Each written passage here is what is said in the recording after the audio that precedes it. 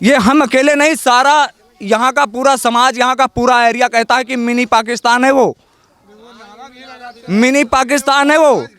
अब उन लोगों के नारेबाजी सुनोगे तो आपके भी दांत खट्टे हो जाएंगे। इतनी बातों के बावजूद भी वहाँ पे छानबीन क्यों नहीं करवाते हो तुम लोग? सीबीआई लगाई जाए। क्या नारेबाजी में हैं? सीबीआई लगाई जाए। हैं? उनकी छानबीन कराई जाए तो पता चलेगा। अगर गाड़ी असलहा ना मिले उनके पास तो बताना, और वो भी अवैध, एक भी लाइसेंसी हथियार नहीं मिलेगा। बुलेट बम तक मिलेंगे जो वहाँ जांच करने पर बुलेट बम तक मिलेंगे जो सारे रेहुआ को ताश नैश कर सकते हैं। पूरा आतंकवादी है वो। महाराजगंज छोटा पाकिस्तान कहता है। ऐसा कैसे इतनी सारी चीजें बढ़ जाते हैं? वो तो कहते हैं हम गरीब हैं, साले ऐसे असलहा कहाँ से आते हैं? गरीब है तो असलहा कहाँ से आते हैं? हम लोग गरीब हैं, हमारे पास असलहा नहीं है। लाठी लेकर हम लोग नहीं गए, डंडा लेकर एक नहीं गए, और वो असलहा निकाल लेते हैं बात बात पर। जैसे उनको विवाद नहीं करना था तो असलहा क्यों निकाले? अगर वो गरीब है तो जिस बंदूक से उसके पास ऊपर फायर की गई, वो बंदूक कहाँ से आई? अगर वो गरीब है तो जो गरीब होता है उसके खाने के पैसे नहीं होते हैं, बंदूक खरीदने के पैसे आ जाएंगे। नमस्कार, न्यूज व्यूज देख रहे हैं आप। मैं हूं आपके साथ गौरव अवस्थी। इस वक्त बहराइच पर मौजूद हैं। बहराइच की तस्वीरें और खबरें आप तो लगातार सुन रहे होंगे, लेकिन आपने हकीकत अभी तक वो पूरी नहीं समझ पाए होंगे। तो इस वक्त हम लोग रेहुआ मंसूरपुर गाँव है ना, ये रेहुआ मंसूरपुर गाँव है। और ये कौन सा चौराहा है? रामू चौराहा है। और यहीं के एक हिंदू भाई की हत्या उस विसर्जन पर हो जाती है, जिसके बाद ये पूरे गांव के लोग हैं आज हमारे साथ बातचीत करने के लिए। ये बताएंगे कि उस दिन क्या हुआ था। उस दिन मूर्ति विसर्जन जब हर साल होता है और दशहरा हर साल मनाया जाता है, तो इस बार ऐसा क्या हो गया था कि जिसकी वजह से गोली तक चल गई। गोली चलने के बाद खबरें तो ये भी हैं सब कि नाखून उखाड़े गए, निर्मम तरीके से उसके साथ अत्याचार किया गया मौत के घाट उतारने के बाद। तो तमाम सारी चीज़ें हैं, उस पर बातचीत करेंगे, गाँव के लोगों से जानने और समझने की कोशिश करेंगे। आप लोग कौन कौन उस दिन वहाँ पर थे, ये विसर्जन और उस कार्यक्रम में गए हुए थे? गए थे गाँव में? लगभग सभी लोग मौजूद थे। गए थे? हाँ, हम भी गए थे, मौके पे ही थे हम जी। ये कितने सालों से ये कार्यक्रम हो रहा है? ये तो हमको लग रहा है हम लोग जब से छोटे, जब से जानने वाले हुए हैं, तब से ही हमारे गांव में ये सब चल रहा है। हमारी उम्र लगभग 22 साल की है, तो लगभग मान लीजिए कि 20-22 साल से लगातार ये चल रहा है। मूर्ति विसर्जन, जो मूर्ति रखी जाती हैं गांव में, बराबर रखी जा रही है। क्या नाम है आपका? हमारा नाम हर्षित शुक्ला है। अच्छा, शुक्ला जी, क्या उस समय पे मतलब कितने बजे से ये कार्यक्रम होना स्टार्ट हुआ था और कैसे क्या हुआ था? नहीं, यहाँ से मूर्तियाँ जो है 10 बजे प्रतिमाएं निकल जाती हैं, तो धीरे धीरे मतलब ये चलती रहती हैं और फिर शाम को विसर्जन होता है। तो हम लोग यहाँ से निकले थे, फिर गाते बजाते हुए पहुँचे थे। मतलब महाराजगंज हम लोग नहीं पहुँच पाए थे। कुछ प्रतिमाएँ जो हैं महाराजगंज की थी और एक प्रतिमा थी जो है सिपहिया प्यूली की, वो पहुँच गई थी वहाँ पर। और हम लोग थोड़ी दूर पहले ही थे, तो वहाँ पर पहले महाराजगंज यहाँ से कितना लगता है? यहाँ से लगभग 3-4 किलोमीटर होगा।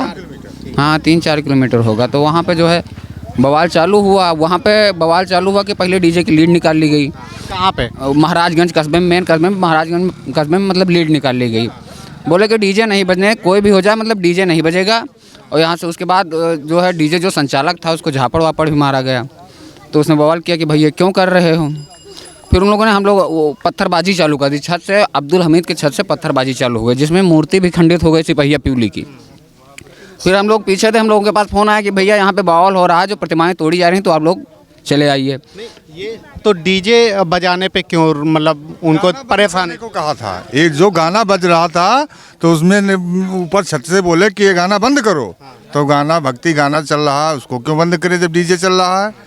तो उसने कहा, तब उसने पथराव चालू कर दिया तो मूर्ति की प्रतिमा हाथ का टूट गया।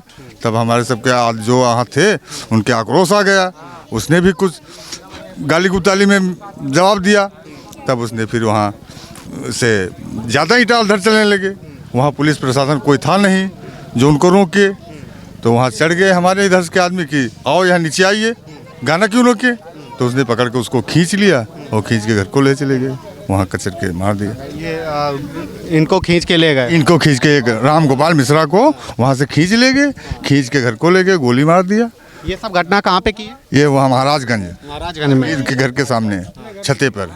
ये उधर के बगल के एक लड़की ने देख लिया तो उसको भी पीड़ित किया है उसको भी मारा है और अब उनके तो मारे ही दिया। लगभग ये कितने बजे ये सब चीजें हो रही थी? करीब करीब 5 बजे का हाल है ये, 4 से 5 बजे के बीच में ये कांड हुआ है। हाँ, मतलब इसी समय के आस इसी समय के आसपास। हाँ, 4 बजे वहाँ से जब आदमी और जब यहाँ से एक सिपाही था, जब आदमी ने कहा कि वो आदमी को खींच लेके हमको जाने दो, तो वो सिपाही ने उसको जाने नहीं दिया कि वहाँ से लाठीचार्ज कर दिया।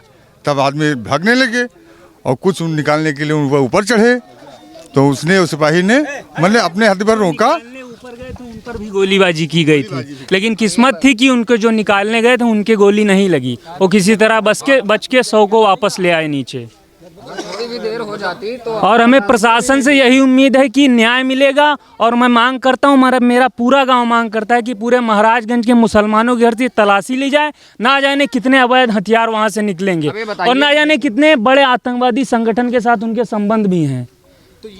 अच्छा, ये पत्थर वगैरह और पिस्टल ये सब कहाँ से आ रही है? वो प्री प्लानिंग थी उन लोगों की कि कुछ न कुछ दंगा करना है हमें। और हम लोगों को प्रशासन पर पूरा विश्वास था कि हमारा सही से सब विसर्जन हो जाएगा, लेकिन प्रशासन की ढिलाई है ये। और 5 पुलिस वाले केवल वहाँ के पर थे, हरदी थाना के, वो क्षेत्र हरदी थाना में आता है, केवल 5 पुलिस वाले थे। हजारों की भीड़ पर 5 पुलिस वाले। मुस्लिम बाहुल्य क्षेत्र है, पहले से ही पता होना चाहिए कि कुछ ना कुछ हो सकता है अवैध तरीके से। अच्छा, एक चीज़ रोकना चाहेंगे कि जैसे मुस्लिम बाहुल जो क्षेत्र है वहाँ पे इतना सेंसिटिव क्यों रहता है, डर क्यों रहता है? हिंदू बाहुल इलाके में तो कभी ऐसा नहीं होता कि हिंदू वहाँ पे आए और वहाँ पे मुस्लिम को, क्योंकि जैसे हिंदू हैं तो स्कूल में पढ़ते हैं, और जो मुस्लिम हैं मदरसे में पढ़ते हैं। मदरसे में इसी तरीके का ज्ञान दिया जाता है, सेम इसी तरीके का ज्ञान दिया जाता है मदरसे में। दंगा फसाद, काट पीट बचपन से यही सिखाया जाता है। अखिलेश यादव ने दिया है, मुस्लिम बढ़ावा अखिलेश यादव ने दे दिया, तभी से ये लोग बढ़ गए हैं। जो भी है आज व्यवस्था खराब है, सिर्फ अखिलेश की वजह से खराब है बस। तो उनका क्या योगदान है इस? उनका योगदान है कि उनका दंगा फैलाना, एक कुर्सी लेना, और क्या योगदान है, बस इतना ही है। अच्छा, ये इतनी बढ़ क्यों गई कि गोली तक नौबत आ गई, गोली चला? हिंदू को कमजोर किया जा रहा है, मुस्लिम को बढ़ावा दिया जा रहा है, तब फीलिंग बन पाएगी, तभी वो चुनाव जीत पाएंगे। यही हो रहा है।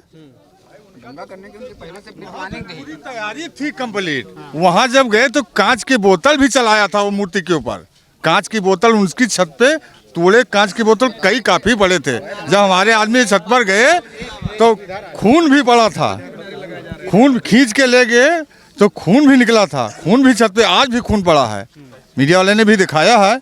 वहाँ पूरी प्लानिंग कंप्लीट थी मारने की। हाँ, तभी उनको खींचा है।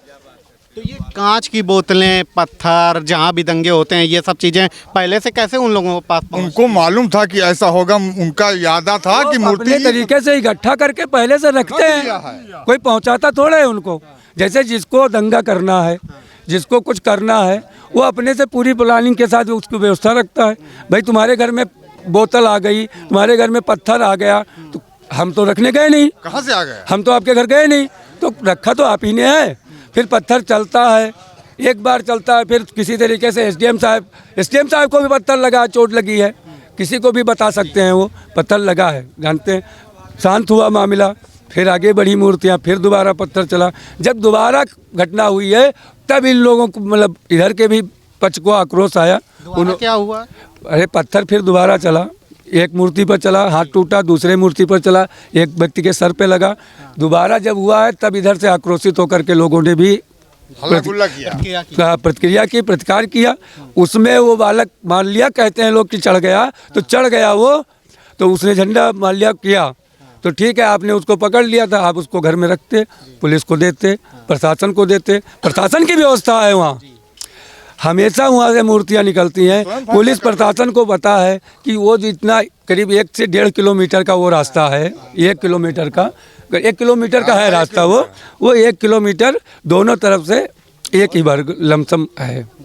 तो कम से कम प्रशासन की व्यवस्था थी कि वहाँ पीएससी आज आई है, पीएससी अब दौड़ रही है, सीआरपीएफ दौड़ रही है, बीएसएफ दौड़ रही है, उस वक्त क्यों नहीं आई? उनके आज तक कभी चैनल पर यह सुना कि मुस्लिम का ताजिया निकल रहा था, उसमें पथरा हुआ? कोई हिंदू ने किया? सुनाया कहीं?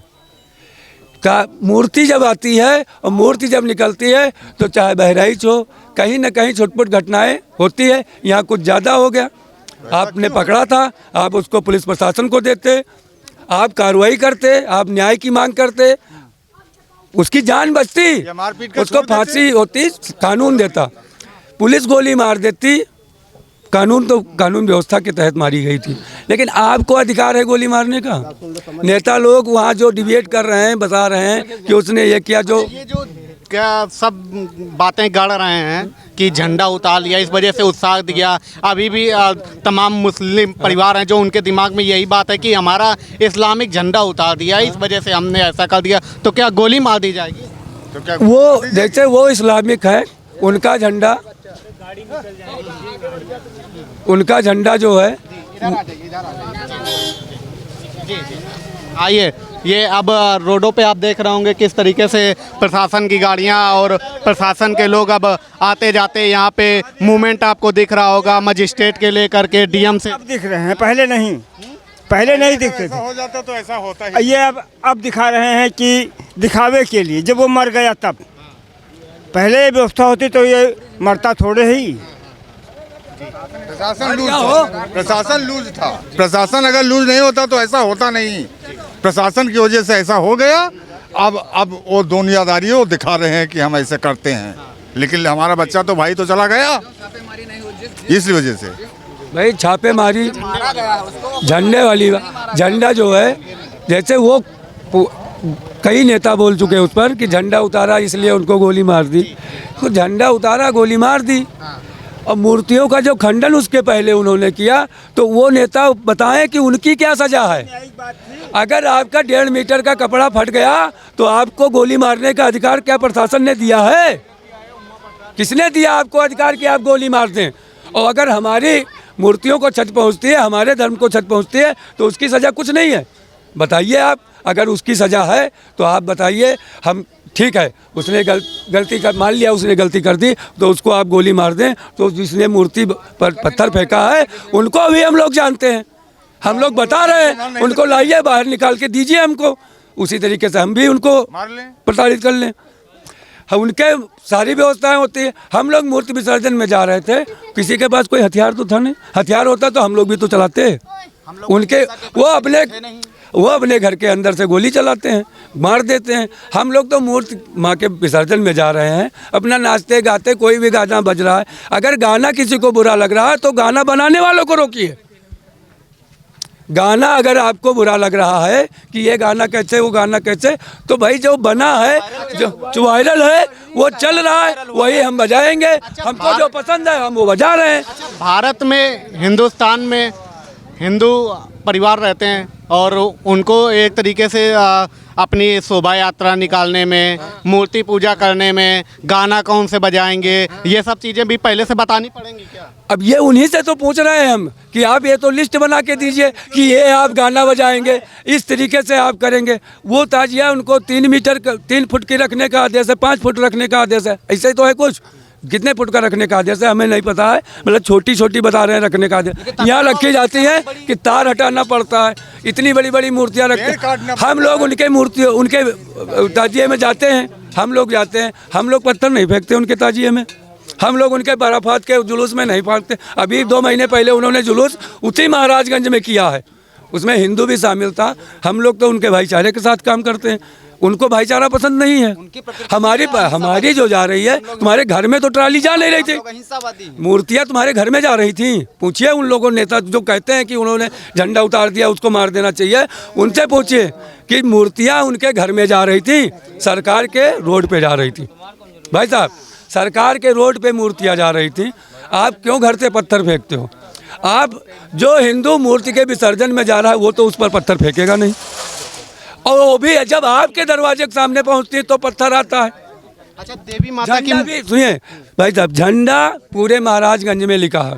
अगर हिंदू या किसी राजनीतिक पार्टी के द्वारा, जैसे बहुत से डिबेट चल रहा है, उसमें लोग कहते हैं कि भाजपा ने भड़का दिया इसलिए हो रहा, उपचुनाव के लिए हो रहा। उन नेताओं से भी कहना चाहता हूँ कि सुन लीजिए भाई साहब, झंडा अगर उतारना होता तो रेहुआ मंसूर में भी झंडे लगे हैं। हम हो क्या हैं? पहले कहाँ से आप स्टार्ट अभी हम लोग तो लखनऊ से होते हुए आए, पूरे रास्ते में हरे झंडे लगे हुए हैं। नहीं, आप अभी जाइए और रेहुआ मंसूर के भी रोड पर देख लीजिए, और रेहुआ मंसूर के भी जो मुस्लिम मकान है उन पर भी देख लीजिए। तो अगर रेहुआ मंसूर के व्यक्ति को झंडा ही उतारना था तो मूर्तियाँ यहीं से निकली है, तो सबसे पहले वो अपने गांव के मुस्लिम का झंडा उतारते, महाराजगंज के मुस्लिम का झंडा उतारने की क्या जरूरत। फिर झंडा उसके पहले भी और मकानों पर लगे थे और उसके आगे भी मकानों पे लगे थे, उसी के मकान पे वो झंडा उतारने लड़का क्यों गया ये बताइए। वो ये इसलिए गया कि उनके मकान से 3 बार पत्थर चले। जब मूर्तियाँ जब मूर्तियाँ क्षतिग्रस्त हुई, जब आक्रोश इधर से आया, तब तो ये हुआ। तो कानून व्यवस्था पर भरोसा, वो अपना न्याय करें, वो अपना न्याय करें। बाकी ना झंडा वाले ना मूर्ति वाले, उससे कोई मतलब नहीं है। कानून व्यवस्था, पूरा गांव, पूरा रेहुआ मंसूर गांव ने अभी तक कोई उपद्रव या कोई उस तरीके की घटना नहीं किया। अच्छा सुनिए, एक चीज जैसे उस दिन के बाद दिखाया जाने लगा कि हिंदू परिवार बिल्कुल बाहर निकल आए, लाठी डंडा लेकर के तैनात हैं।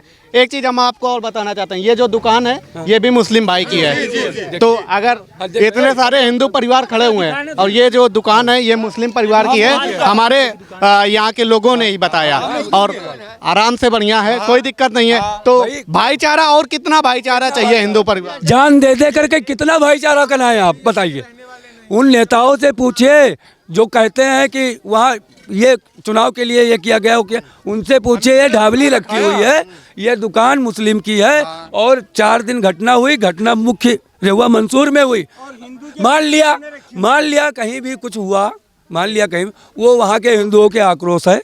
यहाँ के हिंदुओं ने अपने 100 या उसके उसी में उलझे रहे, उन्होंने कोई प्रतिक्रिया व्यक्त नहीं की, उन्होंने सिर्फ न्याय की मांग की।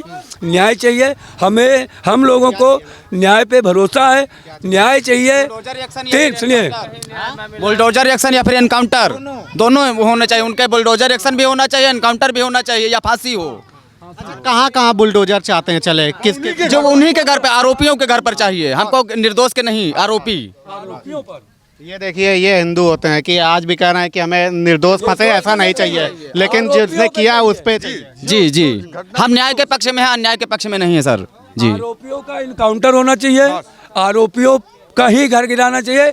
सबका का कहने का मतलब ये है कि हम फिर वही कह रहे हैं कि हमें न्याय चाहिए, और न्याय जिस तरीके से उसके साथ घटना घटी है उस तरीके से कानून व्यवस्था से ही हम न्याय चाहते हैं। कानून व्यवस्था भी सक्षम है, नहीं, वो लोग उनका अपने हिसाब से है। हम लोग अहिंसावादी हैं, वो लोग हिंसावादी। उनका काम ही रात दिन खून खराबा करना है। जब वो बकरी भेड़ काट सकते हैं, मुर्गी काट सकते हैं, तो आदमी काट देने में क्या दिक्कत है उनको? हाँ, हम लोग आज तक किसी का खून देख ही नहीं सकते। 100 के साथ उन्होंने नाखून खींच लिए, उसके मारने के बाद कितनी बेदर्दी की उसके साथ में। हम लोग ऐसा कभी कर ही नहीं सकते, हिंदू समाज कभी ऐसा कर ही नहीं पाएगा। वो लोग आतंकवादी की श्रेणी में आते हैं।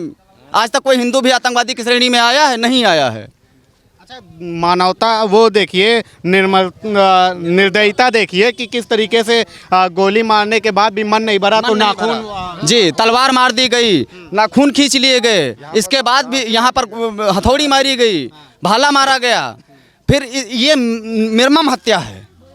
आप लोगों को क्या लगता है कि इसकी मेन वजह क्या रही कि जिस वजह से इतना ये लोग आक्रोशित हो गए? पहले से ये सब पत्थर वगैरह सब चीज़ें थी, ये मूर्ति की वजह से ये सब आक्रोशित क्या भाई? हमारे उत्सव में हमेशा वो करते हैं, हिंसावादी रहते हैं। हम लोग उनके में कभी नहीं, और शामिल भी होते हैं। देखो यहाँ हमारे गांव में ताजिया वजन का आधा हमारे जो है ब्राह्मण समाज या हिंदू समाज रहता है, उनके में कोई कभी पत्थरबाजी नहीं होती। उन लोगों का काम ही यही है। देश में कई जगह घटना ऐसे घट रही हैं, हमारे यहाँ तो मान लिया पहली बार ऐसा हुआ।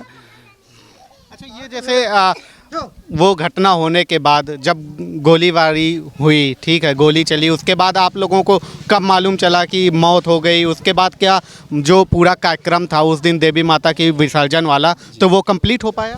नहीं, उस दिन कंप्लीट नहीं हुआ। प्रशासन ने विसर्जन का काम किया और 2-2:30 बजे रात को, और उसको तो लगभग उसी जगह पर ऑन स्पॉट ख़त्म ही कर दिया था। थोड़ा गर्मी रह गई थी तो उसके परिजन लेकर उसको भगे, और कोई प्रशासन के वहाँ पर तहसीलदार जो थे उनकी गाड़ी मांगी गई, उन्होंने गाड़ी देने से प्रोवाइड नहीं की, गाड़ी नहीं दी उन्होंने अपने लिए। पुलिस कोई साधन नहीं दिया, कोई प्रशासन का कोई वहाँ पर सहयोग नहीं है। थाना हरदी का तो थाना हरदी का जो वहाँ पर अधिकारी लोग थे उनकी बहुत ज़्यादा गलती थी, उन्होंने कोई हमको प्रोवाइड नहीं किया और उसको मोटरसाइकिल पर ले जाकर वहाँ पर शायद उससे पहले ले जाते, शायद वो बच जाता, लेकिन कोई हमको साधन नहीं मिल पाया। तहसीलदार महोदय की गाड़ी खड़ी थी, तहसीलदार महोदय मौजूद थे, उसके बाद भी उन्होंने गाड़ी अपनी नहीं दी। तहसीलदार महोदय मौजूद थे, उनकी गाड़ी खड़ी थी। लोगों ने हाथ जोड़ करके निवेदन किया कि सर इसको गाड़ी से भी अस्पताल पहुंचा दीजिए, हो सकता है ये बच जाए। उन्होंने साफ इनकार कर दिया कि हम गाड़ी नहीं दे पाएंगे, जिस तरीके से ले जाना हो ले जाइए। अब बताइए, किसी भी उत्सव में प्रशासन की व्यवस्था होती है, एम्बुलेंस होती है, फायर ब्रिगेड बुलाता है, नेताजी जाते हैं, जो आज तमाम डिबेट कर रहे हैं, नेताजी जब खड़े होते हैं तो उनके कार्यक्रम से पहले 4 एम्बुलेंस, 2 फायर ब्रिगेड हेन तेन आ जाता है। आखिर इतना बड़ा जुलूस निकल रहा था तो उसके लिए भी कुछ व्यवस्था होनी चाहिए, प्रशासन की होनी चाहिए। आप बताइए, तहसीलदार महोदय के मानवता नहीं रह गई कि हाँ व्यक्ति मर रहा है, हम उसको गाड़ी दे दें, हो सकता है वो 10 मिनट में हॉस्पिटल पहुंच जाए और उसकी जान बच जाए, हो सकता है जान बच जाए, और जान बच जाती तो हो सकता है कि इतना आक्रोश ना हो। लेकिन तहसीलदार महोदय ने गाड़ी अपनी उपलब्ध नहीं कराई, गाड़ी थी, लोगों ने हाथ जोड़े, निवेदन किया, हर कई 5 मिनट उसमें भी लग गए, 5 मिनट उसमें भी लग गए, लेकिन उन्होंने गाड़ी नहीं दिया। फिर आदमियों ने कहा कि भाई बाइक से ही ले चलो, किसी तरीके से इसकी जान बच जाए। कोई अपने परिवार के व्यक्ति की जान बचाने के लिए कुछ भी कर सकता, किसी तरीके से भी दौड़ेगा, तो बाइक से गया, व्यक्ति रास्ते में ख़त्म हो जाता है। आप गाड़ी नहीं दे सकते हो, डीजल पर सरकार का, अरे सरकार का नहीं, तुम्हारा ही लग जाता तो मानवता इतनी तो होनी चाहिए। प्रशासन में भी मानवता नहीं, क्या आप उसमें 100-200 का अपने जेब से अगर डलवाना पड़ जाता तो क्या आप नहीं डलवा सकते थे? लेकिन उन्होंने कोई व्यवस्था नहीं की। संवेदना व्यक्त करने के लिए गांव में आए थे, हम लोगों ने उनका प्रतिकार किया कि हम आपकी ज़रूरत, भाई जब आप गाड़ी नहीं दे सकते, आप उसके मरने का इंतज़ार कर रहे हैं, तो फिर आप क्यों कहने आ रहे हैं कि मुझे बहुत दुख है? भाई किस तरीके का दुख है आपको? प्रशासन भी जो वहाँ पे मौजूद था उस वक्त, उसकी भी कुछ गलतियाँ, बहुत सारी गलतियाँ रही हैं, जो उस तरीके के इंतजाम नहीं कर पाए। चाचा, ये सारी जो घटनाएं, मतलब कहीं भी उत्तर प्रदेश हो, बिहार हो, झारखंड हो, महाराष्ट्र हो, मतलब देश के किसी भी कोने में ले लो, हिंदू त्योहारों में इस तरीके की घटनाएं क्यों हो जाती हैं बार बार? ये घटनाएं इसलिए होती क्योंकि शासन लूज रहता है, शासन की सारी कमी से ये घटनाएं होती हैं। शासन अगर पहले से अलर्ट रहे तो कुछ भी नहीं हो, सारी कमी प्रशासन की वजह से हो रही है। इस घटना का कारण ये है कि बार बार भाईचारा का प्रमाण हम लोगों से मांगा जाता है। हम लोग भाईचारा का प्रमाण कहाँ तक दें? ताजिया होती है, हम लोग सपोर्ट करते हैं, 12 वफात हुई, हम लोग सपोर्ट किया। इस गांव का बच्चा उस गांव में अगर झंडा जाकर उखाड़ता है तो सबसे पहले इस गांव का झंडा उखाड़ना चाहिए। भाईचारा का प्रमाण। ये दुकान भी रखी है, ये भी मुस्लिम की है, अगर हम चाहें तो इस लोग को अभी इसको तोड़ फोड़ के जला दे, कोई रोक सकता है? इतना हिंदू खड़ा है, कोई रोक सकता है? यहीं पे हिंदू की जगह पे खड़ी है और हिंदू के वर्चस्व में खड़ी है, कोई किसी ने हाथ लगाया?